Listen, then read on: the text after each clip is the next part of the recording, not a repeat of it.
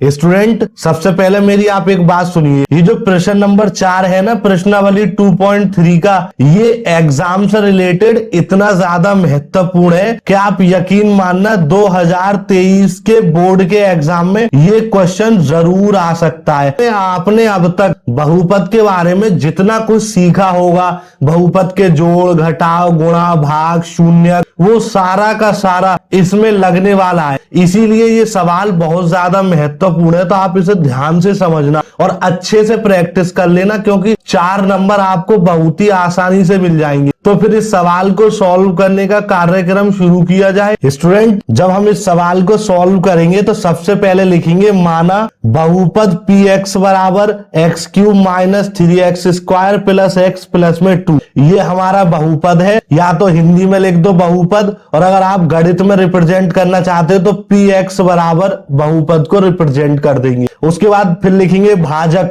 भाजक होता है हमारा जिससे हम भाग देते हैं, वो है gx, तो हमने लिख दिया भाजक gx बराबर कुछ भी नहीं, क्योंकि वही तो हमें निकालना है इस सवाल में। ठीक है, फिर हम लिखेंगे भागफल qx बराबर x माइनस 2, क्योंकि देखो यहाँ पर भागफल और शेषफल दे रखे हैं, तो भागफल है x माइनस 2, तो हमने वो लिख दिया। और qx से हम क्यों रिप्रेजेंट कर रहे हैं, px से क्यों रिप्रेजेंट कर रहे हैं, gx क्या होता है, x क्यों लगा रहे हैं, ये सारी डिटेल मैंने आपको इससे पिछली वीडियोस में बताई थी जब हमने बहुपद के भागों को शुरू किया था। ठीक है, तो अगर आपने वो वीडियोस नहीं देखी है तो मेरी हाथ जोड़ के आपसे रिक्वेस्ट है, पहले उन वीडियोस को देख लेना, 2.3 के प्रश्न नंबर 1 के सभी हलों को, तो फिर ये बहुत आसानी से समझ में आ जाएगा। वरना मैं आपको बता ही रहा हूं, आप बस ध्यान से समझते चलो। शेषफल हमारा क्या दे रखा है, माइनस का 2x प्लस में 4, इसे rx से रिप्रेजेंट करते हैं। ठीक है, इतना लिखने के बाद हमें यहाँ पर एक फॉर्मूला लगाना होगा, जो मैंने आपको पहले भी बताया था विभाजन एल्गोरिदम से। विभाजन एल्गोरिदम का फॉर्मूला क्या होता है, बहुपद px बराबर भाजक गुणा भागफल प्लस शेषफल। px, gx,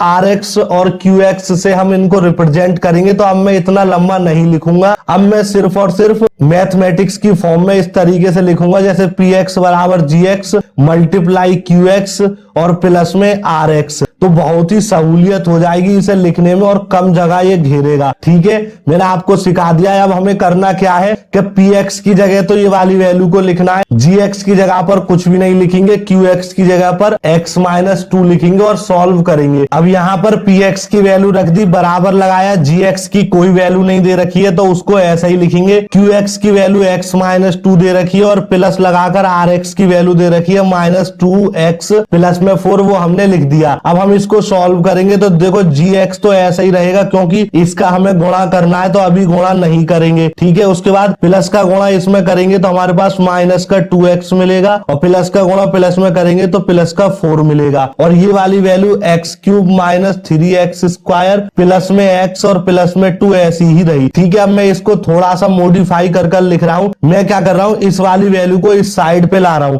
तो ध्यान से देखना, x cube minus 3x square plus में x और प्लस में 2 ऐसा ही रहा, और ये वैल्यू इधर आएगी तो देखो माइनस का 2x है, और ये इस साइड पे आएगी तो पक्षांतर होकर प्लस का 2x बन जाएगा, और ये प्लस का 4 है, इस साइड पे आएगा तो माइनस का 4 बन जाएगा, बराबर में gx और x माइनस 2 का मल्टीप्लीकेशन की फॉर्म में ऐसा ही रहेगा। अब हम इसको सॉल्व करेंगे तो देखो x cube minus 3x square ऐसा ही रहेगा, ये प्लस का 2x है और ये एक x है प्लस का, तो 1 और 2 को जोड़ेंगे तो 3x हो जाएगा। उसके बाद में प्लस के 2 में से माइनस का 4 जाएगा तो माइनस का 2 बचेगा, और ये वैल्यू हमारे पास ऐसी रहेगी gx और मल्टीप्लाई में x माइनस का 2। ठीक है, अब मुझे सिर्फ और सिर्फ gx की वैल्यू चाहिए थी, तो ये जो वैल्यू दे रखी है मैं क्या करूंगा, इसको इसके बट्टे में पहुंचा दूंगा कुछ इस तरीके से, और यहां से इसको मैं हटा दूंगा, तो मेरे पास gx की वैल्यू मिलेगी x cube minus 3x square plus 3x minus 2 और बट्टे में x माइनस 2। अब यहां से हमें इसको आगे सॉल्व करना पड़ेगा, क्योंकि अभी तो ये बहुत बड़ी वैल्यू है,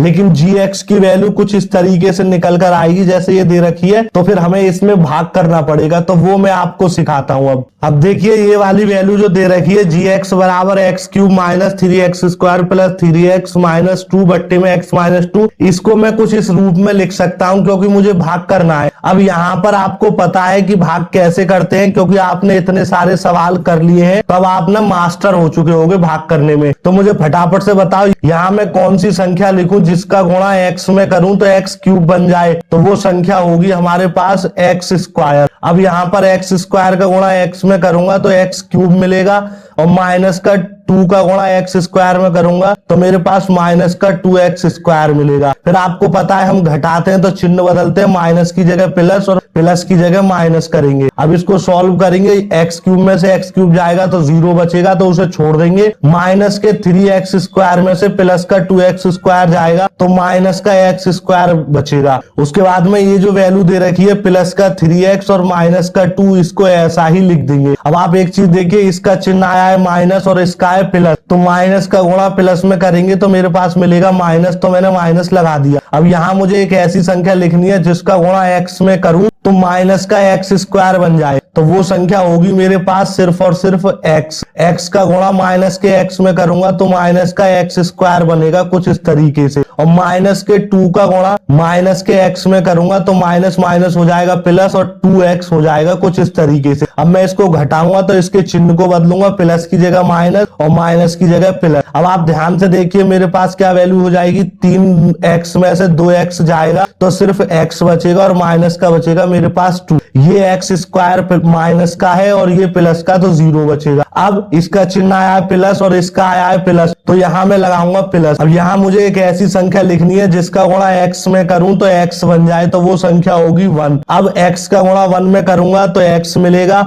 और माइनस के 2 का गुणा 1 में करूंगा प्लस के में तो मेरे पास माइनस का 2 मिलेगा। घटाएंगे तो इसका चिन्ह बदल देंगे, माइनस की जगह प्लस और प्लस की जगह माइनस। अब आप ध्यान से देखिए मेरे पास x में से x गया 0 और माइनस के 2 में से प्लस का 2 जाएगा तब भी 0, तो इसका मतलब हमारे पास जो शेषफल बचा है वो बचा है 0। तो हमारा यहीं पर काम खत्म हो गया।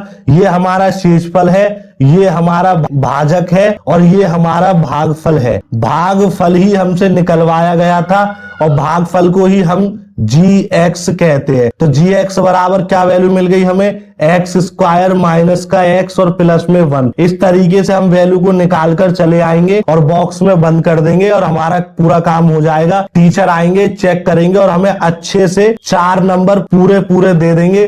ठीक है स्टूडेंट, अब हम प्रश्नावली 2.3 के लास्ट सवाल यानी कि 5वें सवाल को हल करना शुरू करते हैं। ठीक है, उसको भी ध्यान से समझना, लेकिन वो भी सवाल थोड़ा इंटरेस्टिंग है, उसमें हमें एग्जाम्पल ढूंढ कर लगाने पड़ेंगे। क्या लिखा है, बहुपद px gx qx rx के ऐसे उदाहरण दीजिए जो विभाजन एल्गोरिदम को संतुष्ट करते हो तथा आई में पूछा है घात px बराबर घात qx हो, डबल आई में पूछा है घात qx बराबर घात rx हो, और ट्रिपल आई में पूछा है घात rx बराबर 0 हो। अब आपको ये तो पता ही है कि px होता है बहुपद, qx होता है भागफल और rx होता है शेषफल।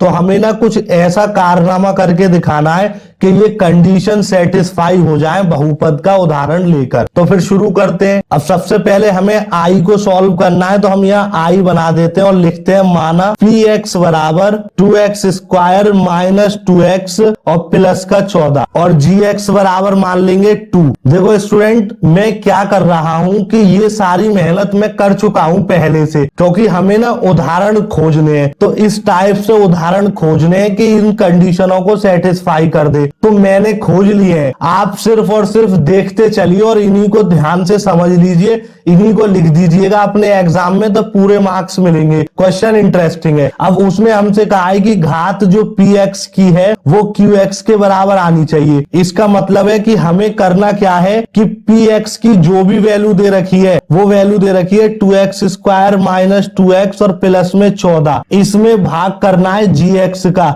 gx का मतलब यानी कि 2 का, तो अब 2 से काटेंगे इसको, ये भी कट जाएगा, ये भी कट जाएगा, ये भी कट जाएगा, तो वैल्यू बचेगी x square minus x plus में 7। तो ये जो हमारा निकल कर आया है ये हमारा QX होता है, जो कि मैंने आपको अभी बताया था, यानी कि भागफल। तो हमसे उसने क्या पूछा था कि जो भी घात PX की है वही घात QX की होनी चाहिए। तो घात लिखेंगे, घात PX बराबर कितनी मिली है हमें 2, क्योंकि PX हमें दे रखा था ये वाला और इसकी घात है 2 सबसे बड़ी। ठीक है, अब हम यहां पर लिखेंगे घात QX। तो घात QX की कितनी आई है, यहां पर ध्यान से देखिए, भाग करने के बाद 2 मिला है, तो ये भी 2 मिल गया। तो हमने ये वाली कंडीशन सेटिस्फाई कर दी। बस हमें इतना सा ही आई वाले सवाल में करना था, एक उदाहरण खोजना था जिसका भाग करने पर हमें QX की घात और PX की घात सेम मिल जाए। PX की भी 2 आ गई और QX की भी 2 आ गई, बस इतना ही आप याद कर लीजिए। अब हम डबल आई को सॉल्व करते हैं। अब देखिए डबल आई में हमें क्या प्रूव करना है, घात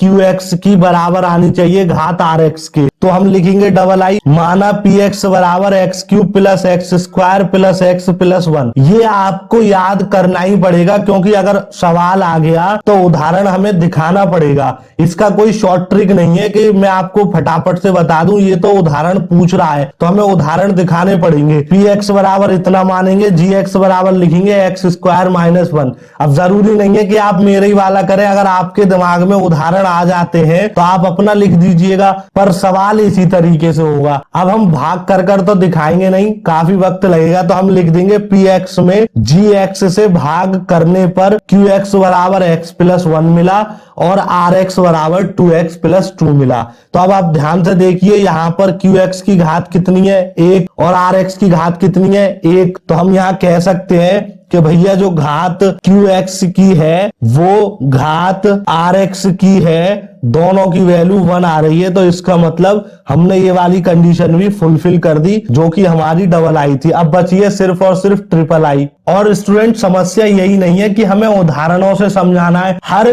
कंडीशन के लिए अलग अलग उदाहरण की जरूरत पड़ रही है। पहले कोई और उदाहरण लिया, दूसरे वाले में कोई और उदाहरण लिया, अब तीसरे वाले में कोई और उदाहरण लेकर समझाना पड़ेगा, तभी आंसर आएगा। अब ट्रिपल आई का हल करना तो लिखेंगे, माना PX बराबर x cube plus 2x square minus x plus में 2। यहाँ पर एक ऐसा उदाहरण लेना है कि अगर हम GX से PX में भाग करें तो कोई ना कोई नंबर बच जाए शेषफल में। तो मैंने उसी हिसाब से ढूंढ कर लिया है, आप भी ले सकते हैं अपना मनचाहा। फिर हम यहाँ लिखेंगे PX में GX से भाग करने पर QX बराबर x प्लस 2 मिला और RX बराबर 4 मिला। अब वो तीसरे में पूछ रहा है कि भैया जो घात है RX की 0 होनी चाहिए। तो देखो RX के साथ कोई भी XY नहीं दे रखा है, और जब XYZ कुछ भी नहीं दे रखा होता है, सिर्फ और सिर्फ एक कांस्टेंट नंबर होता है, तो इसकी घात हमेशा 0 होगी। ठीक है, तो जब इसकी घात 0 हो गई तो हम कह सकते हैं कि जो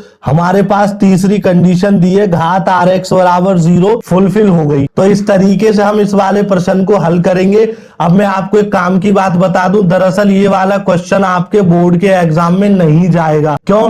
क्योंकि इसमें 3 कंडीशन दे रखी हैं, उन तीनों में अलग अलग उदाहरण हमें लेने पड़ेंगे, तो बहुत वक्त लगेगा। वो तो मैंने आपको भाग नहीं कर दिखाया है, भाग और करता तो और वक्त लगता। तो इसलिए टीचर जानते हैं ऐसे क्वेश्चनों को बोर्ड के एग्जाम में नहीं रखेंगे, क्योंकि वक्त कम रहता है स्टूडेंट के पास, और इतना लंबा क्वेश्चन रख देंगे तो आधा घंटा तो यही ले जाएगा। तो आप चिंता न करें, ये बोर्ड के एग्जाम में नहीं आएगा। दूसरी बात, प्रैक्टिस कर आपको रखनी है। और यहाँ पर आकर हमारी 2.3 प्रश्नावली बिल्कुल कंप्लीट तरीके से खत्म हो चुकी है। आगे की जो प्रश्नावली है जिसका नाम है 2.3 ऐच्छिक। अब आप मुझे कमेंट बॉक्स में ये जरूर बता देना, क्या मैं आपको 2.3 ऐच्छिक प्रश्नावली के सवालों को सॉल्व कर बताऊं या नहीं बताऊं। अगर आप कमेंट बॉक्स में यस लिखोगे तो मैं आपको उसके भी सभी सवालों को डिटेल में सिखाऊंगा, और अगर आपने नो लिखा तो फिर हम पार्ट नंबर 3 को सॉल्व करना शुरू कर देंगे, जो है हमारा